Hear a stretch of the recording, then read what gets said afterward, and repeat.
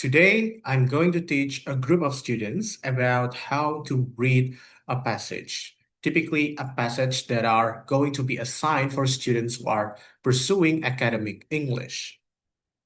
In this section, in this lesson, I'm going to use materials that are available on British Council websites, which is the technology that I'm going to use aside from the Zoom technology and the Google document. Okay, good morning, everyone. Are you guys here already? Can you guys confirm? Or maybe let me just check the participants in the Zoom meeting. All right, I can see that everyone is here now. So let's start. Good morning, everyone. So today, as I've mentioned before, we're going to talk about reading and writing um, in an English context, okay? We're going to read and write basically for today. So I know it's not everyone's cup of tea, okay? Some of you guys might not like to write or even to read, okay? But it's fine. I know where it came from. I know where it came from because I'm not really a reader or a writer myself.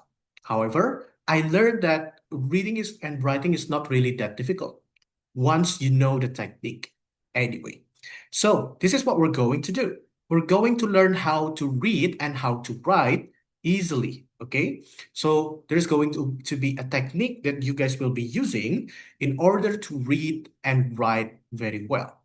So first, let's open up your Google document. What I want you guys to do is to open the link that are available in here, okay? This is going to be this is going to be the text that we're going to read later on. Your view should look like this, okay? Now, but don't read it yet. Don't read it yet, because now once you've opened this link, you need to go back to the Zoom meeting and take a look on what I'm sharing right now. Okay, take a look on your Zoom meeting. So today we're going to read together about a text, we're going to read a text together about cultural expectations and leadership. But some of you might ask, what is cultural expectations, right? What is leadership? So let's discuss those meanings a little bit, okay? Yesterday we have learned about phrasal noun. What does phrasal noun means? Phrasal noun basically means that it is a group of words that has its own meaning, okay? But it is mainly a noun. Remember what a noun is? Noun it could be an item, can be a person, or can be a concept, something that you cannot touch. For example, expectations, okay? So expectations is when someone have believe that something is the way they see it, okay? But it might be wrong and it might also be right. So it's not yet verified. It's not yet seen to be true, okay? And cultural came from the word culture, okay? You guys know what culture means, okay? We have learned about this word last week. Now, the second word, leadership. Leadership, okay, do you guys know where it came from? It came from the word leader, yes. But remember, leader is the person. This is the noun. The lead is the verb, okay? What about leadership then? So leadership is also a noun, okay? But this time, it's not a person. Leader is the person, okay? But leadership is something that they have, okay? Something that this person have. Therefore, they become the leader, okay? Now, what are going to be our agendas for today? Now that we have learned about those two phrases means, now we're going to talk about what we're going to learn for today's lesson. So basically, here are the agendas for today. First of all, we're going to learn about how to read a passage effectively by using skim and scan reading. So this is the technique that I told you before. Okay, this is a technique that will help you read a text easily. Okay, but you're not going to just read it, by the way. You're not only going to just read it, but you're also going to understand it very well. Because what is the point of reading if we cannot understand what it means, right? And I know some of you guys might be afraid because um, some of the reading passages that you have found on IELTS tests or on PTE tests can seem to be a little bit challenging for you guys because they use academic vocabularies or academic allocations. But it's fine, okay? Even if you don't know what it means, you can still read a passage. You can still find a general meaning out of a text. And that is what we're going to learn right now, okay? What we're going to learn today. And then what else is in our agenda for today? The second agenda is to summarize important information by skim and scan reading. So you're not only going to learn how to read and understand the text, you're also going to learn today about how to write a summary based on what you have read, okay? So first we're going to learn how to read, and then we're going to learn how to summarize, okay? Doesn't necessarily means that we're also going to write, okay?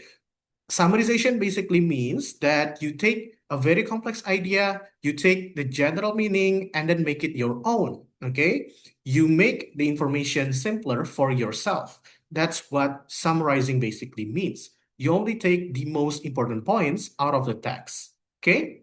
Now, after you summarize them, whether in your head or in your notes, okay, you can write it down or you can just put it in your head.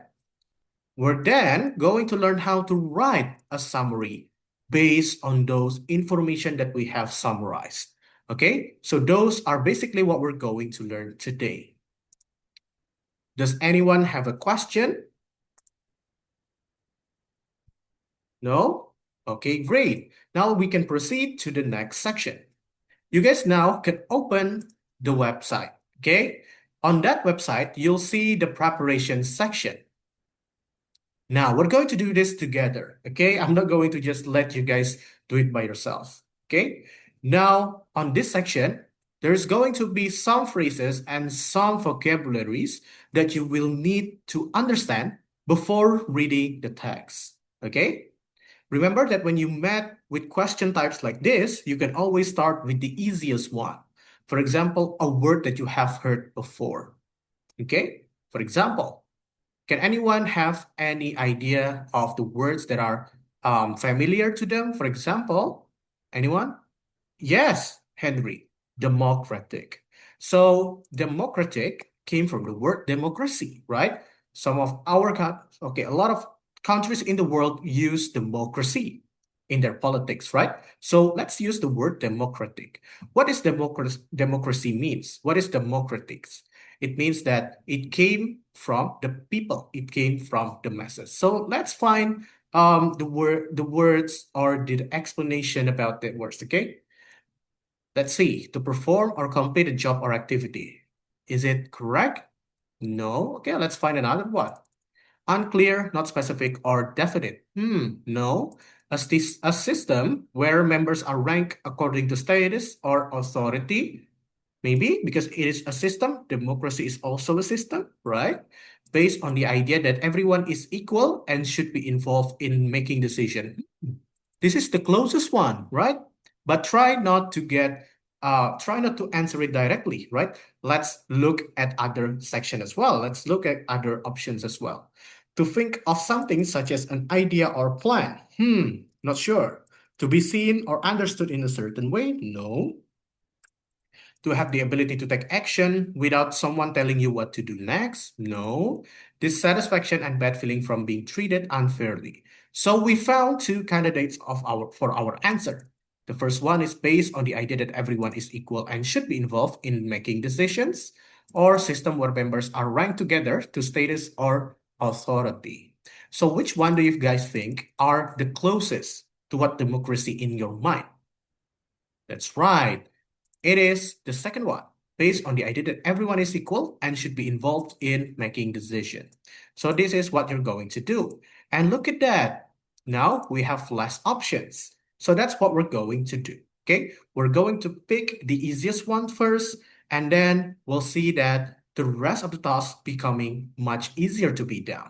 Okay, now Let's continue to the next word that we see to be easy.